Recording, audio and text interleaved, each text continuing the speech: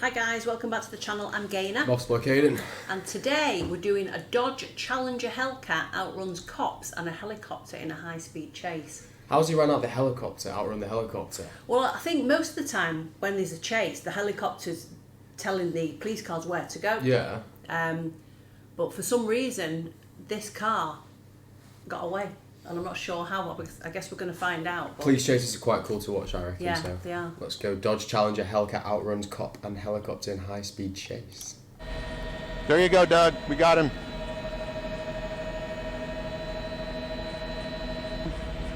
You see him right there? Oof. They're ahead of him. Coming up to I-10 here. We've been following this for about the past 10 minutes, actually trying to catch up with us. From what we understand, this is a Dodge Challenger, and it is a Hellcat, 707 horsepower motor in this car, and obviously going way faster than the speed limit here. This is just outside the Beltway on I-10. We're heading eastbound now, and probably about 100 miles an hour or so, if not faster.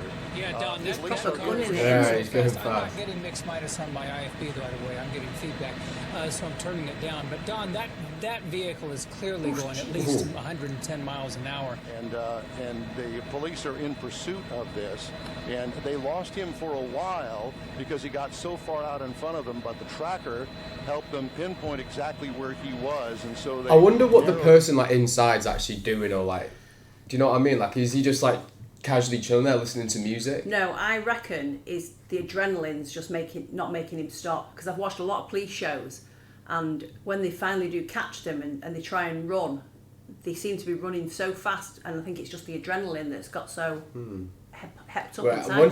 Once you're a bit into it, you can't. There's no point stopping now. At that point, he's either going to crash, or he's just going to keep going. Yeah. If he was going to stop, he would have stopped by now. Their focus down in this chase, clearly using the feeder now, the side over there on the emergency shoulder, trying to get around all of these cars. We're out here at the San Jacinto River, heading eastbound on I-10 at a high rate of speed. Well, for fear that I will lose him, I can tell you that there were probably a dozen HPD cars in pursuit. At one point, they got ahead of him because he had made a U-turn, so they were already there.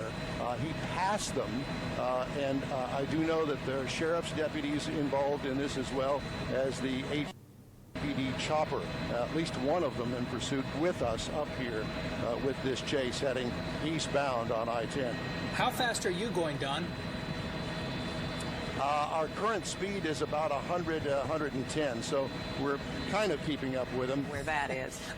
Any state troopers? Do you see any state troopers around, Don? Because clearly they're going to have to take control, or at least get on this as well, because he is way outside of even county boundaries, isn't he? Yes, and I have not seen any state troopers yet. Look at him go. Look at him weaving. Wow. He did pass a unmarked police vehicle that had its lights on just a moment ago. Okay.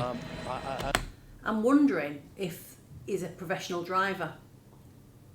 I don't know. I'm wondering now whether he's had... What makes you think that? Well, because the way he kind of is weaving in and out of all that traffic, I think if you weren't a professional driver, you would have crashed it by now. I don't know. You don't think so? I think you'd be surprised it's not actually probably as hard as you think. So it's not safe, or it's probably dangerous, but I don't think it's like impossibly hard to do that. No, so I just think cause they said that they've been following for like 10 minutes now, so let's say this is 15 minutes in. I think somebody who's not had some sort of training on driving might have crashed it. You don't think so? No, I mean, yeah, it could be, but if you have that, like, a nice car like that, and you've got a fast car, really high horsepower, I don't think you're going to be like a learner driver. No, I don't think a learner driver. I think that the way you, personally, I think he would have lost control by now if he wasn't a professional driver. I'm not exactly sure what they plan on doing and how to bring this to an end. Sooner or later, he's going to have to get off the freeway, I assume. Yeah. Well, and you mentioned that there is a police helicopter following him. Have you been able to see any of the officers in his wake? I know for a little while they lost him because he was so far out in front. Wow. He just sideswiped. It looked like that 18-wheeler. Don, we asked you a moment ago. You said you thought you were going about 110, and you're having trouble on. Well, we are, and HPD is as well. But thank goodness we've got the doubler on our camera here, so we can take a picture of him from quite a distance. Right.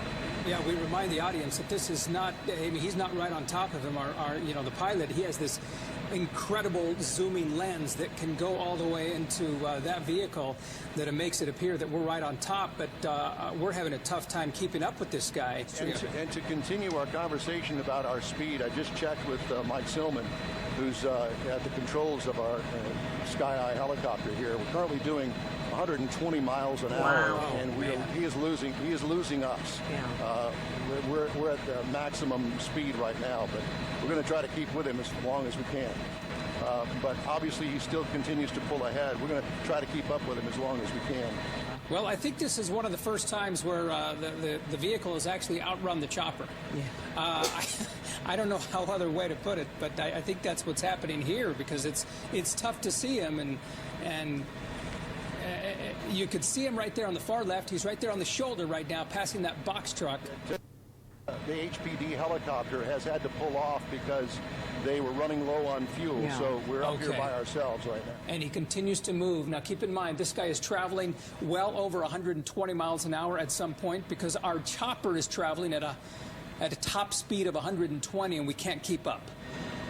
Jeez. Okay, now on Highway 73, headed to Port Arthur, already driving past Winnie, and he is, you know what, I've lost track of him. He's somewhere over there on the right-hand side.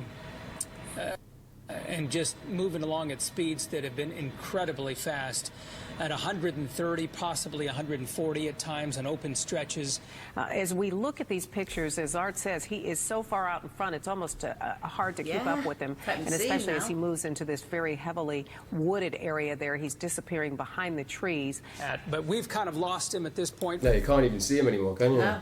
That's crazy. That I wouldn't have thought you could outrun a helicopter. No, I didn't. In a car. But just shows you. Unless you go into like tunnels or something. Interesting to know what happened after that. Whether they caught him, whether he did lose control and crash, whether he just stopped and gave up. Maybe it's just a run out of gas. Still. Yeah. And whereabouts is it? I mean, I don't know where Beaumont is. I-10. I'm not sure what area that is. Let us know in the comments. California? Is it California? I was thinking it was like Texas at first, but I don't know. I don't know. I was kind of guessing like. Yeah, I'm not sure where I-10 is. Yeah, let us know. But crazy, eh? Yeah, it is pretty mad that, yeah.